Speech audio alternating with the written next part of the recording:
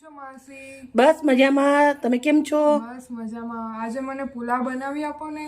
કેવો પુલાવ બનાવવો છે? વટાણા બટાકા વાળો બનાવવો છે? બસ એ જ બનાવી આપો ને. સારું સારું, 5 મિનિટમાં બની જશે બકા. થેન્ક યુ માસી. વેલકમ બેટા. 1 ચમચો તેલ અને 1 ચમચો ઘી ગરમ મૂકી દીધું છે. મસ્ત આપણું ઘી ગરમ થઈ રહ્યું છે. 2 નંગ મોટી ઇલાયચી, 3 નંગ લાલ મરચા, 1 તજનો ટુકડો, 2 તમાલપત્ર.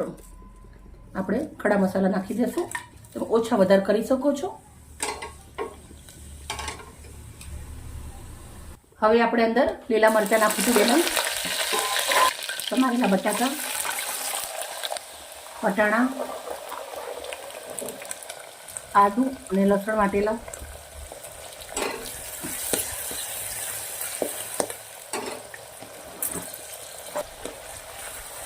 બટાકા વટાણા સરસ તેલના અંદર ઘીના અંદર સંતરાઈ જવા દેવાના છે. 1 ચમચી કશ્મીરી મરચું, 1 ચમચી હળદર, 1 ચમચી મીઠું, 1 ચમચી ધાણા જીરું.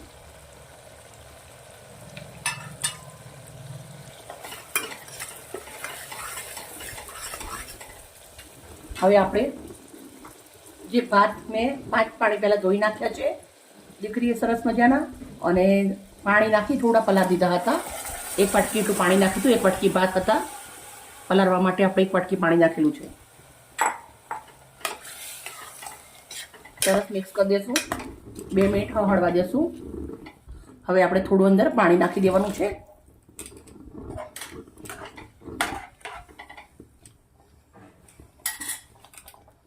અડધું લીંબુ નીચવું છું અંદર. બહુ સરસ લાગે લીંબુથી. ભાત હોય આપણે એનાથી આપણે અડધો ઇંચ જેટલું પાણી ઉપર રાખ્યું છે. કુકરને બંધ કરી દઉં છું. 2 સીટી મારી દેશું.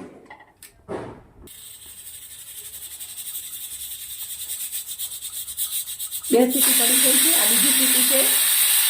ગેસને બંધ કરી દઉં છું. 10 મિનિટ કુકરને ઠંડુ પડવા દેશું.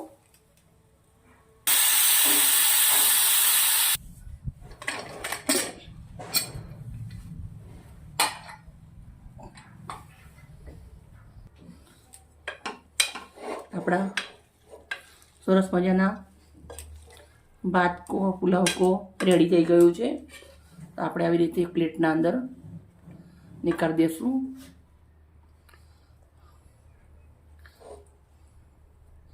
આ અમારા ઘરના અંદર ઓલ ટાઈમ ફેવરેટ છે બધાને. બહુ જ સરસ લાગે છે. એકવાર જરૂરથી ટ્રાય કરજો. સિમ્પલ છે, સાથે એકદમ ટેસ્ટી છે. મિત્રો, અમારી વિડીયો સારી લાગી હોય તો પ્લીઝ અમને લાઈક કરજો, દોસ્તોને શેર કરજો. આવી જ મજેદાર રેસીપી કાલે મળીશું. Bye bye.